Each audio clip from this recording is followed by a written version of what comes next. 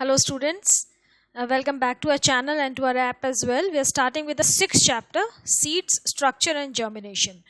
तो ये चैप्टर ज़्यादा बड़ा चैप्टर नहीं है इसमें, लेकिन थोड़े से कुछ कॉन्सेप्ट्स हैं जिसमें बच्चों को थोड़ा सा कन्फ्यूजन होता है, तो इसको आप धीरे धीरे मेरे साथ ही करते रहिए जैसे मैं आपको हमेशा कहती हूँ. And please do like share and subscribe our channel. App भी शेयर करिए क्योंकि I am sure you are being benefited from it and the other students should also be benefited, क्योंकि मैं आपको बार बार बता चुकी हूँ कि हमारा ऐप जो है it is totally free. You don't have to pay us anything. The only thing is कि वहाँ पे यहाँ यूट्यूब में पूरा कंटेंट डालने से थोड़ी सी इश्यूज आए थे हमें पहले. That is why we have shifted to app. And app के बहुत सारे और भी बेनिफिट्स हैं. आपको नोट्स मिल जाते हैं, आपको सारे पीडीएफ्स मिल जाते हैं and we can take test through it, है ना. वो लाइव क्लास तो हम लोग ले ही रहे हैं, वो सब एक अलग इश्यूज़ हैं जो अलग बेनिफिट्स हैं जो ऐप में बच्चे हैं उनको पता है वो चीज़, जो नहीं है उनके लिए मैं बोल रही हूँ. So please do download it. Link is given in the description box. Okay otherwise जो ऐप का नाम है that is also quick to learn, जो हमारे चैनल का नाम है वही ऐप का नाम है, तो आप उसको डायरेक्ट प्ले स्टोर से भी डाउनलोड कर सकते हैं. ओके तो स्टार्ट करते हैं अपना चैप्टर. ये सिलेबस आपको दे रखा है, मैंने पहले भी बताया था कि आपकी जो सेलेना बुक्स हैं उसमें केमिस्ट्री में, फिजिक्स में, बायोलॉजी में ऊपर ये पूरा सिलेबस दे रखा होता है. ये लेटेस्ट सिलेबस ही है. कुछ चेंजेस हुए हैं आपके 21 के एग्ज़ाम्स, 21 के जो सेशन है उसके लिए, तो वो हम साथ के साथ आपको बताते जाएंगे. ये वाला जो है एज सच पूरा इंक्लूडेड है आपके सिलेबस में.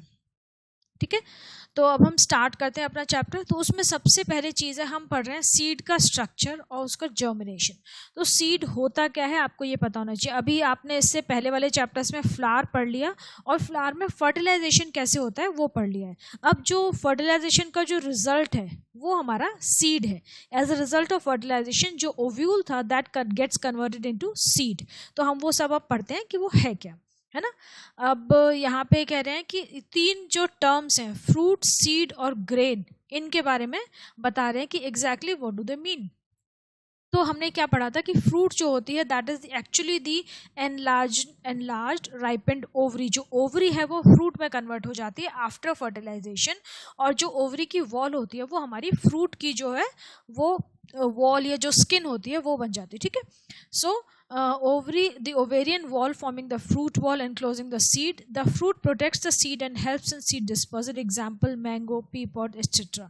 तो जितने भी fruits हैं वो सीड उनके अंदर होता है एंड वो बाद में सीड डिस्पर्सल में हेल्प करते हैं, क्योंकि हम जब फ्रूट को खा लेते हैं तो सीड को हम यहीं वहीं फेंक देते हैं, या बर्ड्स खाते हैं, एनिमल्स खाते हैं तो मिट्टी में गिर जाते हैं, या बर्ड्स अपने साथ सीड्स ले जाते हैं, डिस्पर्सल में हेल्प करते हैं वो. ठीक है, तो ये हो गया.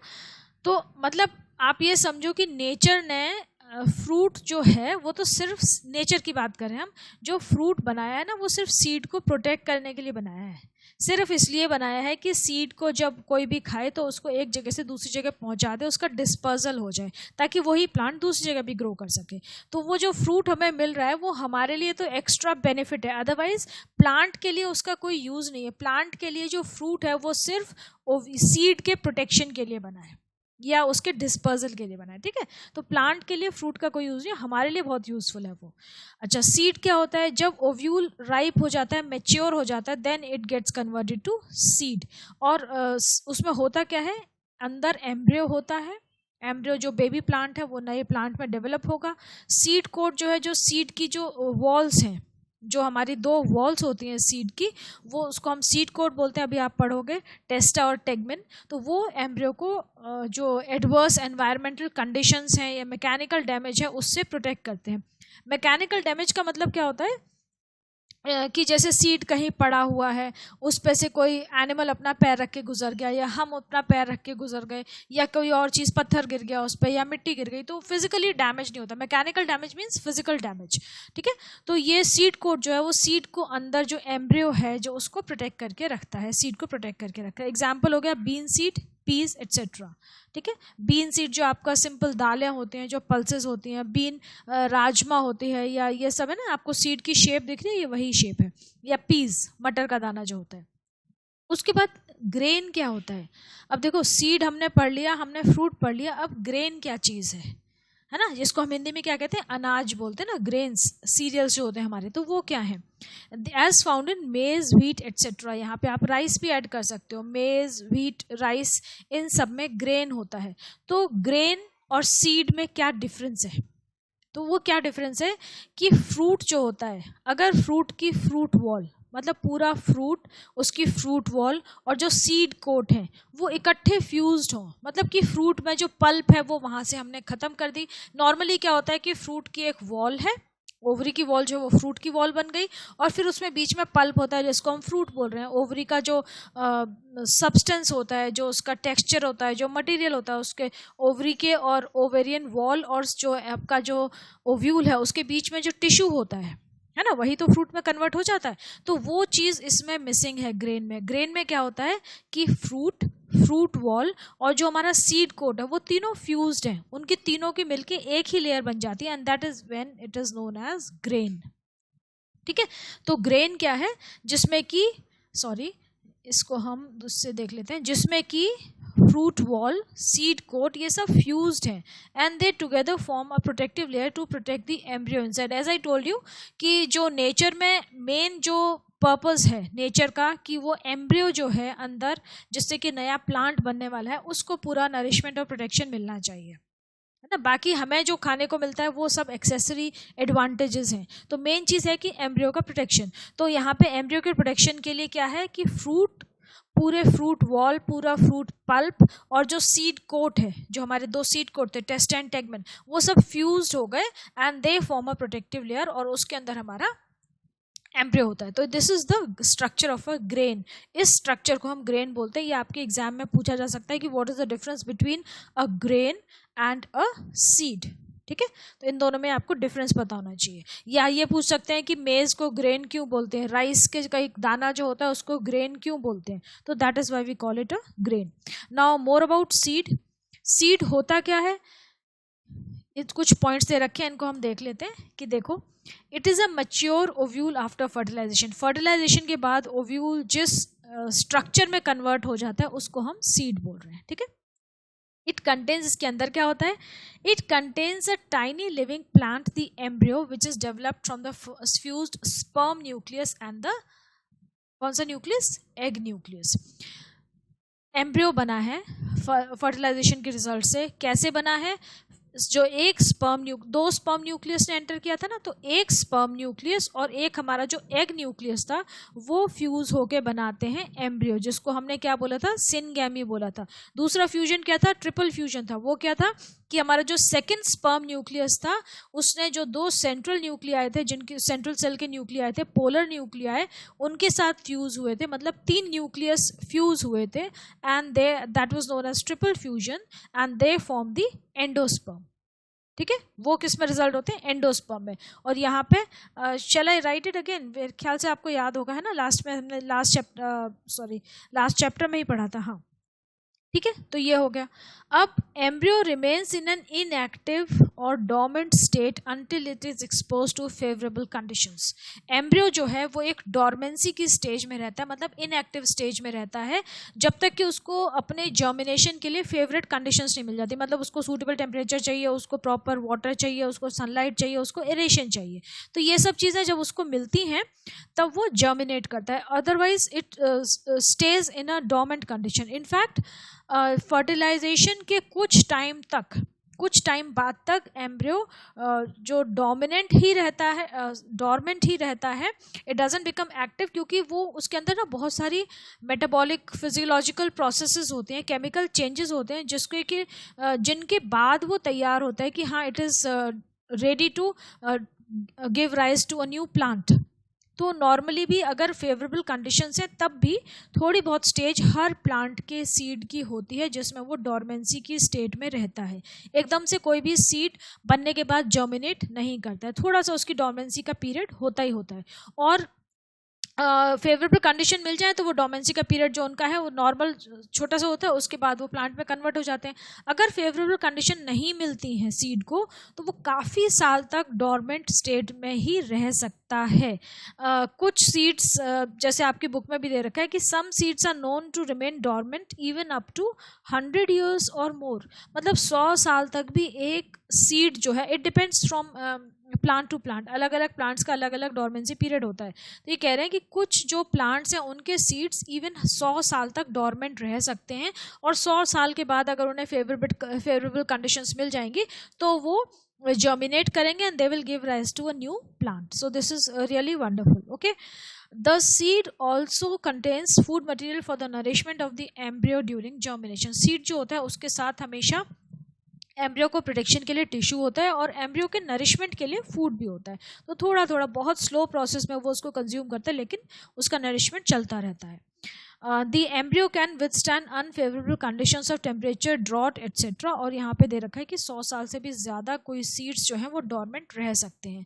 तो जैसे सपोज बहुत गर्मी पड़ रही है या पानी ड्रॉट की कंडीशन हो गई कि पानी नहीं है, बिल्कुल पानी ख़त्म हो गया, तब भी वो सीड्स सर्वाइव कर जाते हैं। ठीक है, now we are studying the classification and structure of seeds, कि सीड्स को हम कैसे क्लासिफाई कर सकते हैं और उसका बेसिक स्ट्रक्चर क्या होता है। जो भी हमने उनको क्लासिफाई किया उनकी टाइप्स का स्ट्रक्चर पढ़ेंगे।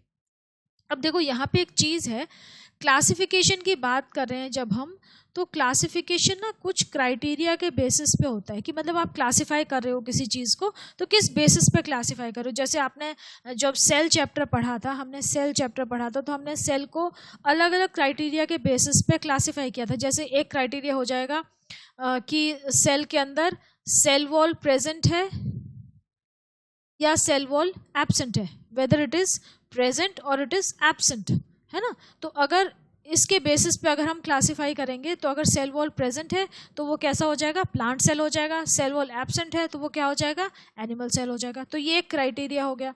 उसके बाद और बहुत सारी चीज़ें हो सकती हैं। हम एक आपको ऑर्गेनिजम्स को, अगर आप सेल वॉल को छोड़ो, सेल को छोड़िए, आप अगर पूरे ऑर्गेनिजम्स की बात करें, हम जितने भी लिविंग ऑर्गेनिजम्स हैं इस वर्ल्ड में अगर उनकी बात करें और उन्हें हमें क्लासिफाई करना हो तो हम कौन कौन से क्राइटेरिया ले सकते हैं उनके लिए।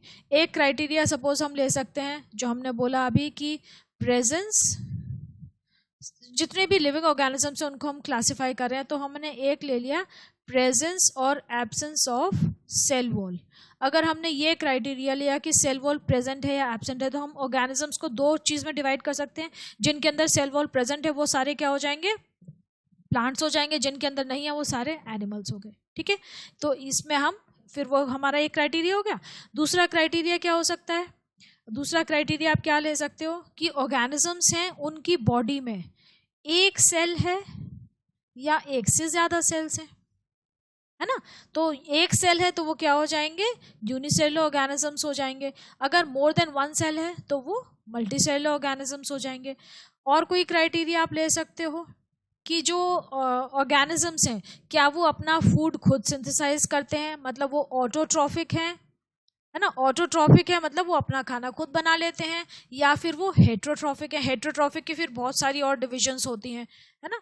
तो ये सब मैं आपको ये बता रही हूँ कि ये क्राइटेरिया है क्लासिफिकेशन के, कि हम किसी चीज़ को एक ही तरह से क्लासिफाई नहीं कर सकते, अलग अलग हेडिंग्स लेके, अलग अलग क्राइटेरियाज लेके, अलग अलग कैरेक्टरिस्टिक्स लेके हम उनको क्लासिफाई कर सकते हैं। ठीक है, जैसे कि एक स्कूल में बच्चे होते हैं, बहुत सारे स्टूडेंट्स होते हैं, तो उनको हम एज के हिसाब से क्लासिफाई कर सकते हैं, उनको हम आईक्यू के हिसाब से क्लासिफाई कर सकते हैं, उनको हम सेक्स के बेसिस पे क्लासिफाई कर सकते हैं, उनको हम क्लासेस के बेसिस पे कि वो किस स्टैंडर्ड में पढ़ रहे हैं उस हिसाब से क्लासिफाई कर सकते हैं। तो ये क्राइटेरिया है क्लासिफिकेशन के। तो अब यहाँ पे हम क्लासिफिकेशन की बात करें सीड्स की, तो जो हमने आपके सिलेबस में जो है हम उसी को स्टिक करेंगे, will stick to that only. So the first criteria is presence and absence of cotyledons. अगर किसी सीड के अंदर कॉटिलिडन कितने हैं, प्रेजेंस और एब्सेंस की बात हम नीचे कर रहे हैं एंडोस्पर्म की, हम यहाँ पे कह रहे हैं कि कितने कॉटिलिडन्स है, अगर 1 प्रेजेंट है या 2 कॉटिलिडन्स प्रेजेंट है। अगर एक ही कॉटिलिडन प्रेजेंट है तो हम को बोलते हैं मोनोकॉटिलिडनस, जो कि हमारे सारे सीरियल्स में होते हैं, ग्रेन्स में, राइस, मेज, इन सब में होता है, ठीक है। एक ही दाना होता है उसकी, मतलब कॉटिलिडन का मतलब कि सिंगल। मेज का आप देखो, भुट्टा सब खाते हैं ना, तो भुट्टे का जो ग्रेन होता है वो एक ही पूरा स्मूथ स्ट्रक्चर होता है, उसमें कोई बाइफर्केशन नहीं होता है, तो that means it is monocotyledonous. Grasses हमारी सारी मोनोकॉटिलिडनस होती हैं। दूसरा है डाइकॉट्स या डाइकॉटिलिडनस सीड्स, जिनमें कि 2 कॉटिलिडन होते हैं, मतलब जिनके 2 पार्ट हो जाते हैं। मटर का दाना है, आप उसके 2 पार्ट कर सकते हो। चना है, उसके 2 पार्ट हो जाते हैं। राजमा के 2 पार्ट हो जाते हैं। हमारे जो जितने भी पल्सेस हैं, है ना, उन सब के 2 पार्ट्स हो जाते हैं। तो ये सारे जो हैं हमारे ये डाइकॉट्स हैं, ठीक है। मोनोकॉट्स और डाइकॉट्स, तो मोनोकॉटिलिडनस हैं ऐसे सीड्स जिनमें कि एक ही कॉटिलिडन होता है, और डाइकॉट्स जिनमें कि 2 कॉटिलिडन्स होते हैं, ओके। अब उसके बाद सीड्स के जो हैं वो साइजेस भी डिफरेंट होते हैं। साइजेस के हिसाब से कर रहे हैं तो कुछ जो है बहुत छोटे हैं, जैसे कि हार्डली हमें नज़र आते हैं, बहुत ध्यान से देखो तो नज़र आते हैं, जैसे पॉपी के सीड्स, ऑर्किड के सीड्स। अब कई जो होते हैं वो काफ़ी बड़े होते हैं, जैसे कि वाटरमेलन, पंपकिन या फिर मैंगो का सीड तो बहुत बड़ा होता है। सबसे बड़े जो होते हैं they are of the coconut and double coconut, ठीक है, वो सीड्स सबसे बड़े होते हैं। तो अब ये कह रहे हैं कि साइज, शेप और स्ट्रक्चर जो है डिफरेंट सीड्स का, अलग अलग प्लांट्स का अलग अलग होता है, लेकिन बेसिक स्ट्रक्चर जो है वो सेम होता है। जैसे हम सारे ह्यूमन बीइंग्स हैं, तो हमारे सबका जो साइजेस हैं, कलर्स हैं, शेप्स हैं, हमारा हेयर कलर, आई कलर, सबका डिफरेंट है ना, डीएनए सबका डिफरेंट है, लेकिन बेसिकली हमारा स्ट्रक्चर एक ही है। तो ऐसे ही सारे सीड्स का स्ट्रक्चर, बेसिक स्ट्रक्चर जो है वो सेम होता है, बाकी उनके डिफरेंट चीज़ें, थोड़ी थोड़ी कैरेक्टरिस्टिक्स डिफरेंट होती हैं। अब देखो, अभी हमने क्या किया था, कॉटिलिडन्स के बेसिस पे क्लासीफाई किया था, अब हम कर रहे हैं on the basis of endosperm. अब सीड में एंडोस्पर्म है कि नहीं है, या किस फॉर्म में प्रेजेंट है, अगर है तो किस फॉर्म में प्रेजेंट है, उसके बेसिस पे हमने सीड्स को फिर से क्लासीफाई किया है। उसमें फिर 2 तरह की क्लासिफिकेशन हो गई, एल्ब्यूमिनस या एंडोस्पर्मिक, या एक्स एल्ब्यूमिनस या नॉन एंडोस्पर्मिक। तो अगर कॉटिलिडन बहुत थिन है, मेम्ब्रेनस है, मतलब कॉटिलिडन किस लिए है, उसको जो डेवलपिंग एम्ब्रियो है उसको नरिशमेंट प्रोवाइड करने के लिए, ठीक है। तो अगर एंडोस्पर्म ढंग से डेवलप हो गया है, एंडोस्पर्म काफ़ी थिक है, फ्लैशी है, फुल ऑफ नरिशमेंट है, तो फिर कॉटिलिडन्स की ज़रूरत नहीं होती है। तो जो एंडोस्पर्मिक सीड्स होंगे उनमें कॉटिलिडन बहुत थिन होगा, या पेपरी होगा, या होगा ही नहीं, ठीक है। और अगर नॉन एंडोस्पर्मिक सीड्स हैं, जिनमें कि एंडोस्पर्म नहीं है, उनमें कॉटिलिडन काफ़ी थिक होता है, वेल डेवलप्ड होता है, क्योंकि फिर कॉटिलिडन की ही जिम्मेदारी है कि वो डेवलपिंग एम्ब्रियो को नरिशमेंट प्रोवाइड करे। तो ये एडवर्स है, ठीक है। एल्ब्यूमिनस जो है वो एंडोस्पर्मिक है, तो जो एंडोस्पर्मिक सीड्स हैं उनमें कॉटिलिडन बहुत बिल्कुल पेपरी होगा, पतला सा होगा, मतलब वो वहाँ पे नरिशमेंट प्रोवाइड नहीं कर रहा है। जो नॉन एंडोस्पर्मिक हैं, जो एक्स एल्ब्यूमिनस हैं, वहाँ पे कॉटिलिडन जो है वो थिक होते हैं, फ्लैशी होते हैं, क्योंकि वहाँ पे और कोई स्ट्रक्चर नहीं है जो उस डेवलपिंग एम्ब्रियो को फूड प्रोवाइड कर सके, तो वहाँ पे कॉटिलिडन्स थिक हैं, फ्लैशी हैं। तो इसको हम देख लेते हैं कि cotyledons are thin and membranous and endosperm persists, जैसे कि हमारे डाइकॉट और मोनोकॉट के एग्जाम्पल दे रखे हैं, पॉपी, कस्टर्ड एप्पल डाइकॉट का, और सीरियल्स, मिलेट्स, पाम, ये मोनोकॉट के, ठीक है। ये एंडोस्पर्मिक सीड्स हैं। आप ध्यान रखना एंडोस्पर्मिक और नॉन एंडोस्पर्मिक में क्या डिफरेंस है। एंडोस्पर्मिक को एल्ब्यूमिनस भी बोलते हैं, और उनके अंदर एंडोस्पर्म जो है बहुत बहुत पतला होता है, बिल्कुल एक मेम्ब्रेनस स्ट्रक्चर जैसा होता है।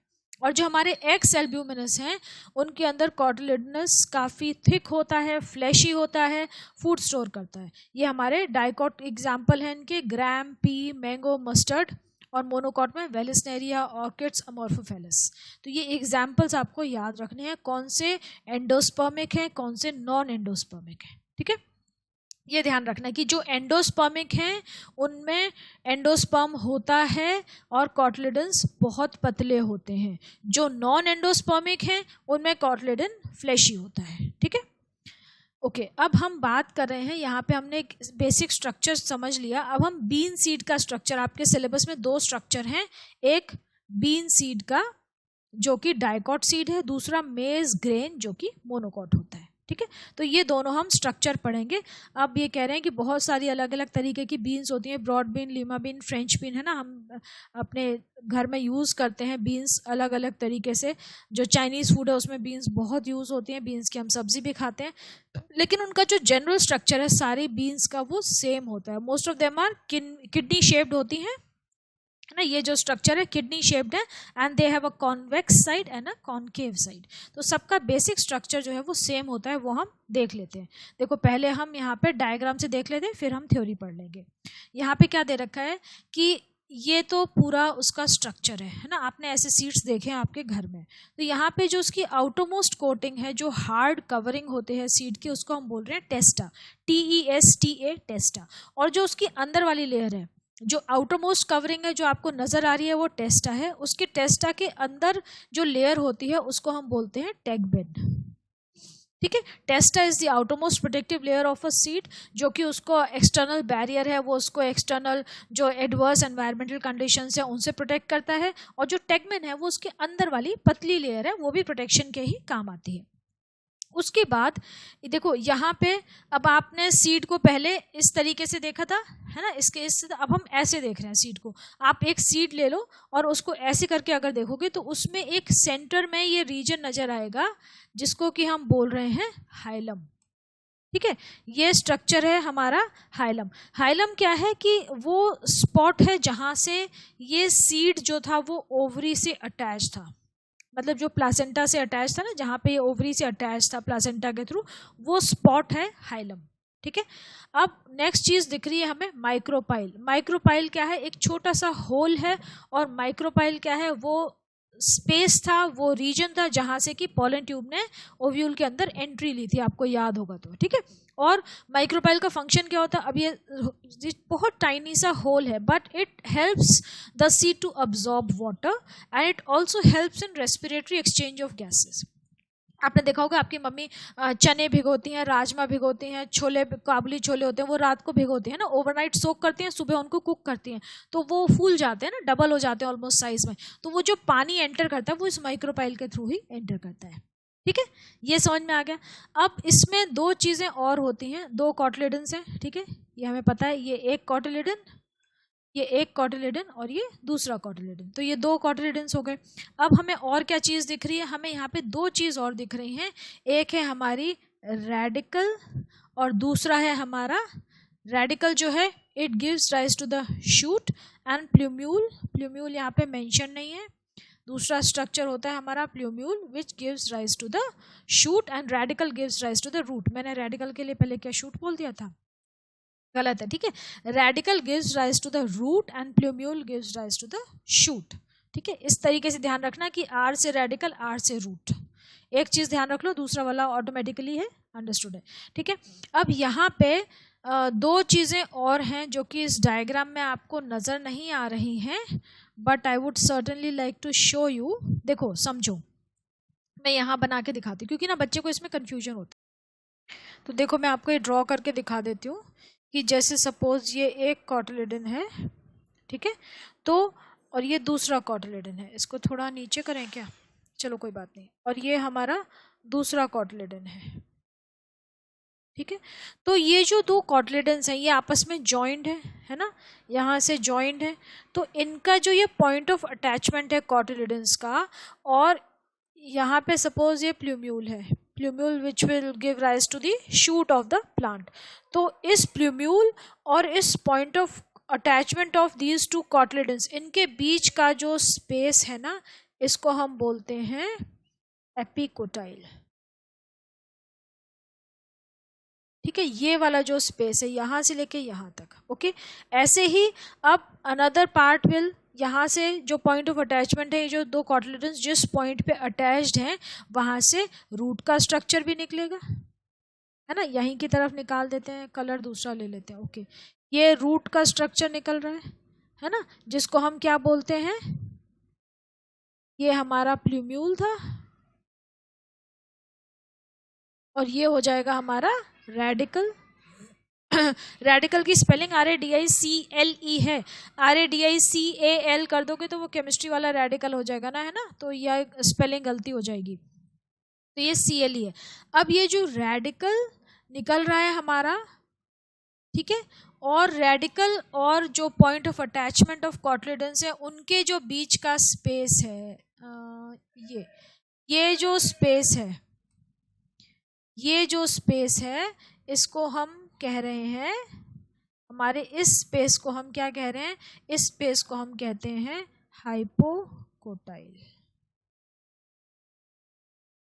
ठीक है, तो हाइपोकोटाइल और एपिकोटाइल में ये थोड़ा सा बच्चों को कंफ्यूजन रहता है, इसलिए मैंने अलग से ड्रॉ करके दिखा दिया है। इसमें अभी आप हाइपोजील और एपोजील जर्मिनेशन भी पढ़ोगे, वो अभी हम और बाद में नेक्स्ट लेक्चर में ही कवर करेंगे क्योंकि थोड़ा सा कंफ्यूजिंग हो जाता है।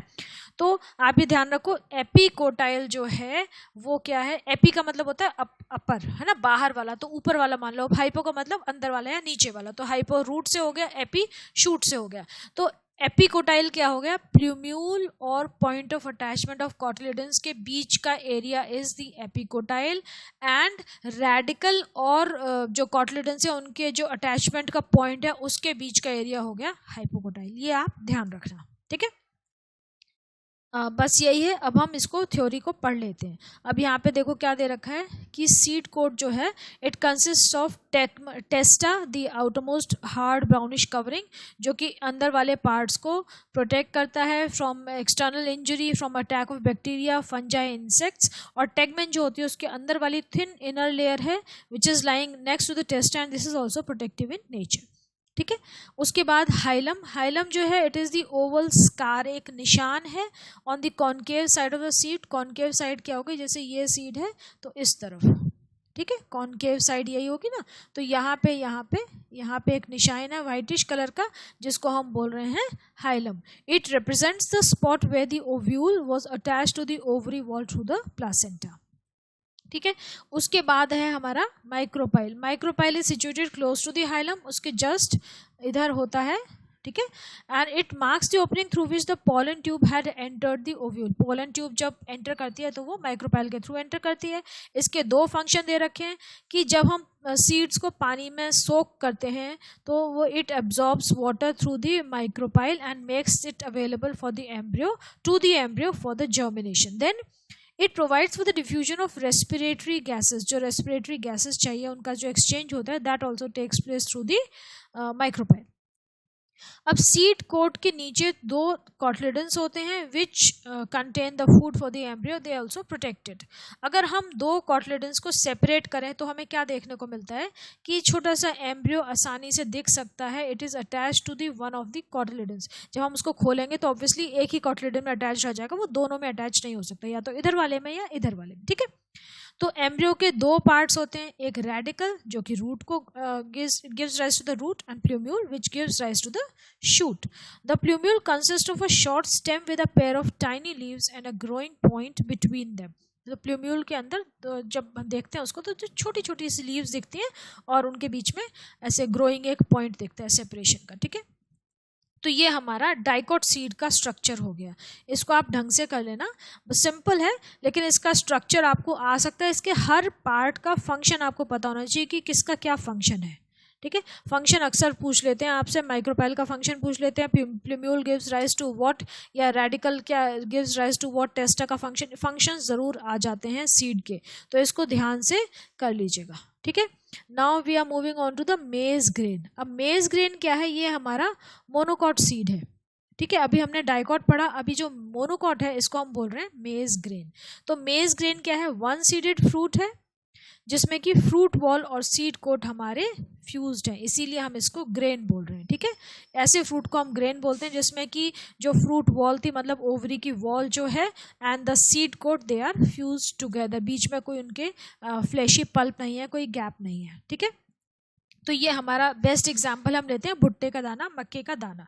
ये आपका डायग्राम दे रखा है यहाँ पे कि एक साइड में ग्रेन की एक साइड में देखो तो एक यहाँ पे जो दे रखा है कि ये जो है ना कि grain occurs a small light coloured Oval area which marks the location of the embryo inside. छोटा सा आपको ओवल एरिया दिखाई देता है, उसके अंदर एम्ब्रियो प्रेजेंट है। Remaining major part of the grain contains a large endosperm which is rich in starch. देखो ये दे रखा है, चलो पहले हम ये पढ़ लेते हैं, फिर मैं आपको डायग्राम में एक्सप्लेन करती हूँ. The endosperm and the embryonic part are separated from each other by a thin epithelial layer and the outermost layer is rich in protein called the aleurone layer. अब देखो यहाँ पे दिख रहा है आपको डायग्राम में कि ये डायग्राम है, ये जो ऊपर वाला पार्ट है ये एंडोस्पर्म है, ये जो पूरा पार्ट है ये एंडोस्पर्म हो गया. ठीक है, यहाँ से लेके पूरा ये पार्ट एंडोस्पर्म हो गया. ठीक है, क्लियर. अब एंडोस्पर्म, ये जो एल्यूरोन लेयर है ये देखो, ये पूरी कंटिन्यूस है, यहाँ से लेके पूरी है ना, नीचे तक कंटिन्यूस है. ये प्रोटेक्टिव लेयर है और नरिशमेंट भी प्रोवाइड करती है. अब देखो एंडोस्पर्म और जो हमारा कॉटिलिडन है, एंडोस्पर्म और कॉटिलिडन को कौन सेपरेट कर रहा है, उनको ये लेयर सेपरेट कर रही है जिसको हम बोल रहे हैं एपिथेलियम. तो epithelium, a thin epithelium separates the endosperm from the cotyledon. ठीक है, ये स्ट्रक्चर क्लियर हो गया. अब एम्ब्रियो की बात करते हैं. यहाँ पे फ्यूज्ड पेरिकार्प और टेस्टा है, बाहर वाली जो लेयर है, और एल्यूरोन लेयर जो है ये नरिशमेंट प्रोवाइड कर रही है और प्रोटेक्टिव भी है. ये ध्यान रखना, फंक्शन सबके ध्यान रखना. अब देखो यहाँ पे क्या दे रखा है कि जो एम्ब्रियो है, अब ये हमारा एम्ब्रियो है. एम्ब्रियो क्या है, जहाँ पे कि इसकी कोलियोप्टाइल है और कोलियोरिजा है. कोलियोरिजा और कोलियोप्टाइल मिलके एम्ब्रियो बनाते हैं. Coleoptile gives rise to the plumule. तो ये जो स्ट्रक्चर्स है ना, आपको ऐसे ही दूसरे कलर से करूँ, नहीं ठीक है, ये जो ऐसे ही बनाने हैं ऐसे ही नज़र आएंगे. तो they give rise to the plumule. और नीचे की तरफ जो है वो हमारा कोलियोरिजा है which is giving rise to the radical. Radical क्या है हमारा, which will give form the root. और प्लूम्यूल क्या है, which will form the shoot. तो कोलियोप्टाइल और कोलियोरिजा दोनों मिलके बनाते हैं एम्ब्रियो. ठीक है, जो डेवलपिंग प्लांट है. और बस मेरे ख्याल से यही दे रखा है आपकी बुक में कि embryo consist of a single cotyledon called the scutellum. अच्छा, ये जो पूरा जो नीचे का पोर्शन है, ऊपर वाला एंडोस्पर्म था, नीचे वाले को हम बोलते हैं स्कटलम. ठीक है, ये जो नीचे वाला पूरा पोर्शन है इसको हम ब्लू से कर लेते हैं. सेम नज़र आ रहा है. लाइट कलर कोई और ले ले, है ना, कौन सा कलर, ये ले करके देखें. ये वाला जो पूरा पोर्शन है ये हमारा स्कटलम है. ठीक है, नीचे वाला पोर्शन जिसमें कि हमारे कोलियोप्टाइल है, कोलियोरिजा है, ये पूरा हमारा हो गया, ये पोर्शन हो गया, स्कटलम हो गया. और ये आपके दो पार्ट्स हो गए. इसमें एक रेडिकल है और एक प्लूम्यूल है. ठीक है, radical will give rise to the shoot and root, and plumule will give rise to the shoot. अब यहाँ पे देखो, रेडिकल पॉइंटेड एंड की तरफ होता है, जो ग्रेन का जो पॉइंटेड एंड है उसकी तरफ रेडिकल होता है. Radicle is covered by a protective covering which is known as the coleorhiza. Plumule ऊपर की तरफ होता है और उसकी भी एक प्रोटेक्टिव कवरिंग होती है जिसको हम बोलते हैं कोलियोप्टाइल. तो ये हो गया आपका मेज ग्रेन का स्ट्रक्चर. मेज ग्रेन मोनोकोटिलिडनस होता है, एंडोस्पर्मिक होता है. और some other examples are rice, wheat, oat. अब बीन और मेज में डिफरेंस दे रखा है आपको. ये डिफरेंस बहुत इंपॉर्टेंट है, इसको याद कर लेना. 2 या 3 पॉइंट इसके हर साल आते हैं आपकी एग्जाम्स में. पहला क्या दे रखा है, बीन में 2 कॉटिलिडन्स होते हैं, इसमें 1 कॉटिलिडन होता है. बीन में एंडोस्पर्म नहीं होता है, इसमें एंडोस्पर्म होता है. काफ़ी ह्यूज एंडोस्पर्म होता है, ऑलमोस्ट आधे सीड में एंडोस्पर्म है. लार्ज एम्ब्रियो होता है, इसमें छोटा सा एम्ब्रियो होता है क्योंकि एम्ब्रियो के लिए उतनी जगह नहीं होती है. इसमें प्लूम्यूल लीव्स फोल्डेड होती हैं और इसमें प्लूम्यूल की लीव्स रोल्ड होती हैं. आप फोल्डेड और रोल्ड का डिफरेंस समझते हो. मैं आपको देखो, जैसे ये एक पेपर है, इसको अगर हमने ऐसे कर दिया, पेपर है, ठीक है, इसको हमने ऐसे कर दिया, ऐसे डबल फोल्ड कर दिया और फिर फोल्ड कर दिया, तो ये फोल्डेड है. रोल्ड क्या होगा कि मैं इस पेपर को लेके ऐसे ऐसे ऐसे, देखो, इसका रोल बना दूंगी. अगर समझ रहे हो आप क्या डिफरेंस है. तो ऐसे ही लीव्स रोल्ड होती हैं या फोल्डेड होती हैं, तो ये रोल बन गया है ना, फोल्ड किया तो फोल्ड हो गया. तो ये जो डिफरेंस है रोल्ड और फोल्डेड का. ओके, अब इसमें प्लूम्यूल जो है लार्ज होता है, इसमें प्लूम्यूल बहुत छोटा होता है. प्लूम्यूल के लिए उतनी जगह नहीं होती क्योंकि एंडोस्पर्म बहुत बड़ा है. बीन सीड में हाइलम और माइक्रोपाइल क्लियरली विजिबल होते हैं, यहाँ पे विजिबल नहीं होते हैं। बीन सीड में सीड्स सेपरेट होते हैं, they are contained in the fruit and called the pod. जो जैसे आपका मटर का पॉड होता है, पी पॉड होता है ना, उसके अंदर सीड्स होते हैं। जबकि यहाँ पे सीड वॉल और fruit wall they are all fused to form a single grain. इसमें कोई सेपरेट सीड का स्ट्रक्चर नहीं होता है, सब कुछ इकट्ठे ही फ्यूज्ड होता है। ठीक है, सो दिस फिनिशेस। और यहाँ पे प्रोग्रेस चेक दे रखा है, ट्रू फॉल्स ये हम देख लेते हैं कि plumule is the future root and radical forms the future shoot. नहीं, हमने क्या कहा था कि आर से रेडिकल, आर से रूट, तो प्लूम्यूल जो है वो शूट फॉर्म करेगी और रेडिकल जो है वो रूट फॉर्म करेगी, तो ये आपका हो जाएगा फॉल्स। ठीक है, micropyle serves for the emergence of the radicle. No, micropyle ये फॉल्स है। माइक्रोपाइल जो है it serves for the exchange of gas and absorption of water, emergence of radicle नहीं। Cotyledons in castor are big store of food for the embryo, this is true. Cotyledons जो है काफी सारा food store करते हैं। Maize grain has a large endosperm, this is also true. Maize grain जो है monocot है और उसके अंदर काफी सारा एंडोस्पर्म होता है, ऑलमोस्ट हाफ।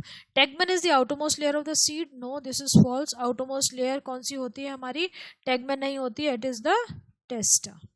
तो ये आपका यहाँ तक कंप्लीट करते हैं, हम यहाँ ख़त्म करते हैं। नेक्स्ट में हम जर्मिनेशन और जो एक्सपेरिमेंट्स हैं वो पढ़ेंगे। ठीक है, तो आप लोग इसको लर्न कर लीजिए, इतना डिफिकल्ट नहीं है, लेकिन थोड़ा सा स्टेप वाइज लर्न करेंगे तो याद हो जाएगा। ठीक है, ओके, टेक केयर।